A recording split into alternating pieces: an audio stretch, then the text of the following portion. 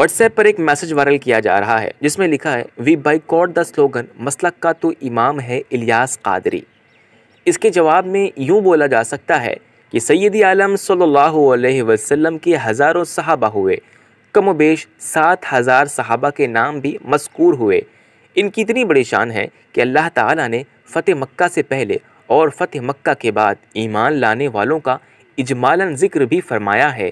खुसूसन मुहाजिरीन और अंसार का भी ज़िक्र कुरान में मौजूद है, और इस शान के साथ कि जो इन हज़रात की भी पैरवी करेगा अल्लाह उनसे राज़ी।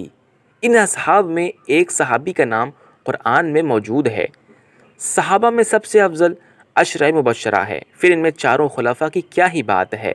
सहाबा में ऐसे ऐसे अहले इल्म हुए कि उनके बाद आज तक कोई पैदा नहीं हुआ। ऐसे मुज्तहिदीन, ऐसे मुफस्सिरीन, ऐसे मुहद्दिसीन हुए कि इनकी हम मिस्ल तो कुजा, इनके कदमों की धूल के बराबर भी कोई इनके बाद नहीं पैदा हुआ।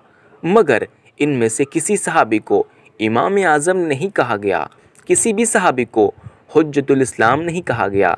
इनमें से किसी सहाबी को गौसे आज़म नहीं कहा गया, किसी को भी मुहीउद्दीन नहीं कहा गया, किसी भी सहाबी को मोइनुद्दीन नहीं कहा गया, किसी भी सहाबी को शेखुल इस्लाम नहीं कहा गया।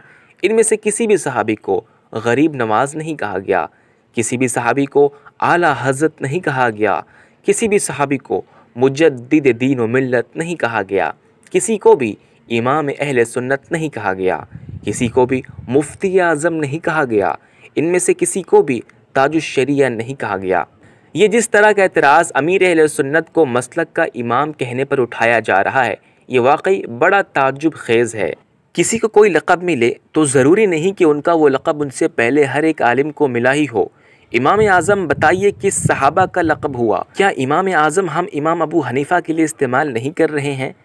यह एतराज़ करना कि कई उलमा आला हज़रत के बाद आए, किसी को ये लक़ब नहीं दिया गया, तो अमीर अहले सुन्नत को क्यों? ये एतराज़ सरासर जहालत है। लक़ब के इस्तेमाल को इस तनाजुर में अगर देखना शुरू कर दिया जाए तो फिर कोई लक़ब बाकी नहीं रहेगा। हुज़ूर गौसे आज़म के अलक़ाबात उनसे पहले आप बताएं किसे मिले थे? लक़ब गौसे आज़म को ले लिया जाए तो ये कहने में कोई क़बाहत नहीं कि हर सहाबी गौसे आज़म है, मगर हम ये लक़ब सिर्फ़ गौसे आज़म ही के लिए इस्तेमाल करते हैं।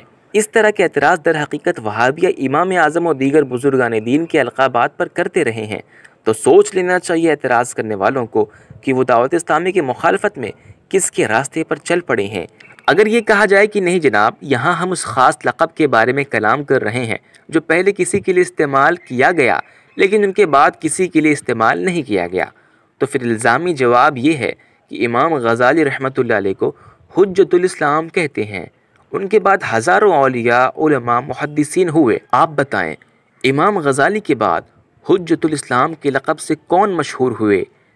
कई सदियों के बाद फिर हम सुन्नी सैयदी आला हज़रत रहमतुल्लाह अलैह के बड़े शहज़ादे मौलाना हामिद रज़ा ख़ान साहब रहमतुल्लाह अलैह के लिए वही लक़ब यानी हुज्जतुल इस्लाम इस्तेमाल करने लगे।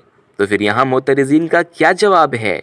यहाँ जो जवाब होगा अमीर अहले सुन्नत पर एतराज़ का भी वही जवाब होगा। मेरे मुर्शिद पिया, मेरे मुर्शिद पिया, मेरे मुर्शिद पिया, मेरे मुर्शिद पिया, मेरे मुर्शिद पिया, मेरे मुर्शिद पिया।